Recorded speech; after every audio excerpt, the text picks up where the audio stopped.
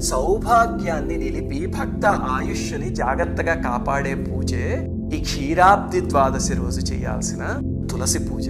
ఏమిటండి అసలు క్షీరాబ్ది ద్వాదశి అంటే? మనం చాతుర్మాస్యం అంటాం తెలుసు కదా. అంటే ఆషాఢ శుద్ధ ఏకాదశి రోజు శ్రీ మహావిష్ణువు యోగ నిద్రలోకి వెళ్తారు.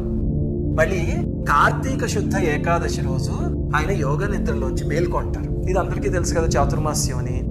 ఆ మేల్కొన్న తర్వాత రోజు అంటే కార్తీక శుద్ధ ద్వాదశి రోజు తులసి ద్వారా ఆయన అనుగ్రహాన్ని మనకు అందజేస్తారు అనమాట. ఆ రోజు తులసి మొక్క అపూర్వమైన శక్తిని సంతరించుకుంటుంది తులసిమాత.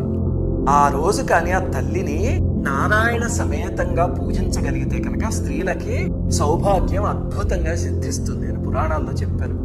అది నండు శ్రీవాణి పూజా వీడియోస్ అనే ఛానల్ ఉంది కదా, అక్కడ దాని డెమో వీడియో PDF అన్ని పెడతాం, మీరు చూసుకోవచ్చు.